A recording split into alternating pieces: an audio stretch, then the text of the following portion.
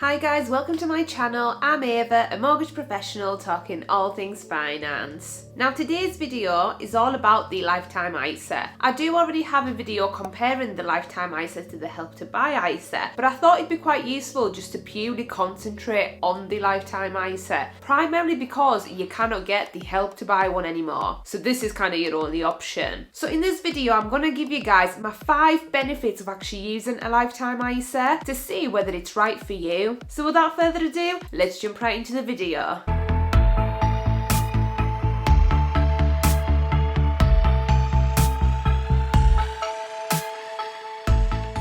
So the first benefit is the fact that the lifetime ISA isn't just for first time buyers. If you're an existing homeowner, you can also have a lifetime ISA. However, you cannot use the government bonus towards purchasing your next house. Your only option is to use that lifetime ISA towards your pension savings, and that's how you get the 25% government bonus. So that brings me nicely on to benefit number 2, which is the fact that you get free money. You get free money from the government for simply having and contributing to this lifetime ISA. So the government will actually give you 25% of any of the contributions that you make into your lifetime ISA, up to the lifetime ISA limit of £4,000. So you can get up to £1,000 of free money every single tax year for doing what you would normally do, and that's saving money. So in my eyes, it's an absolute no-brainer. I personally have a lifetime ISA to save towards my pension. It's obviously not the only thing I have towards my pension, however, it definitely helps, and if you can get some government help on top of it, brilliant. Why not utilise it? So as I mentioned before, the lifetime ISA can be used by first-time buyers or by homeowners to save towards the pension, but for first time buyers you can get that bonus towards your first house. And unlike the Help to Buy ISA, the bonus is actually paid into your lifetime ISA account, usually kind of 4 to 6 weeks after you make a contribution, so you do actually see that money in your account. And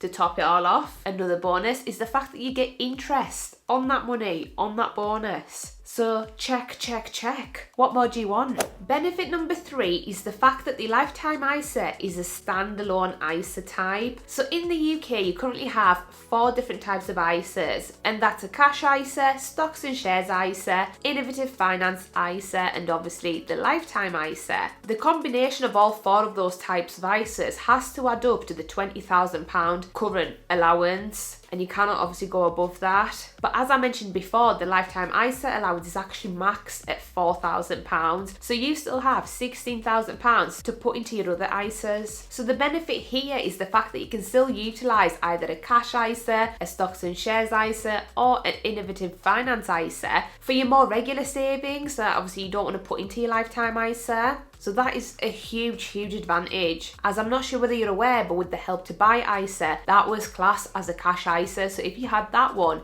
you couldn't have had a cash ISA as well. So that brings me nicely on to benefit number 4, which is the fact that with the lifetime ISA, you can have it as either a cash ISA or as a stocks and shares ISA. So what does that actually mean for you? Now, I have this rule where if you're using the lifetime ISA to save for a house deposit, naturally you want to ideally go for the cash option, just because it's probably less than 5 years until you're actually looking to buy a house. Therefore, it's classed as kind of short term. However, if you're looking to use the lifetime ISA to save towards your pension, then you're probably better off using the stocks and shares option, because the growth potential is a lot higher and you don't have the inflation risk that you do with a cash ISA. As bear in mind, the interest rates are so low at the moment, and it's going to take them a while to go up to a point where you can actually earn some decent money from interest. So when it comes to using it towards buying a house, it's fine because obviously you're getting the government bonus. However,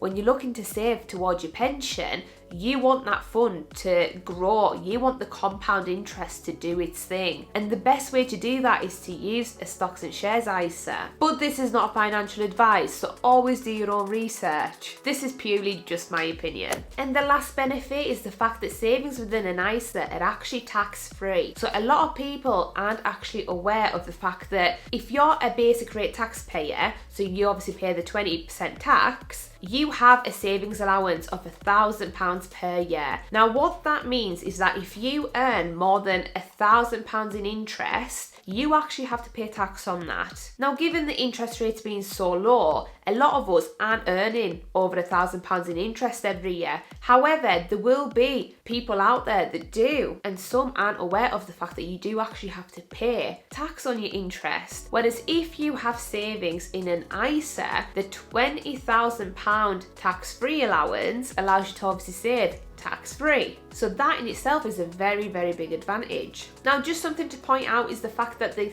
25% government bonus isn't classed as interest, so don't worry about that. However, you will earn interest on that government bonus because it is getting paid straight into your ISA. But if you require more information about tax-free and tax-efficient savings, please contact an independent financial advisor, as they'll be able to tell you your options and what is actually best for you. So that is it for today's video, guys. I hope you found those benefits useful, especially if you didn't really know much about the ISA before. As a first time buyer, I think it's a no-brainer as to whether you should or shouldn't have a lifetime ISA. So definitely look into it, do your own research. There's a lot of information out there about the lifetime ISA, and don't be put off by the fact that a lot of the mainstream banks don't actually provide the lifetime ISA, because there are many that do. There are many building societies that do. So just make sure you do a bit of research to find the best one for you. But with that being said, guys, if you like this video, please give a big thumbs up and also subscribe to my channel down below. Thank you for watching, and I'll see you guys back on Monday with a brand new video. Bye, guys.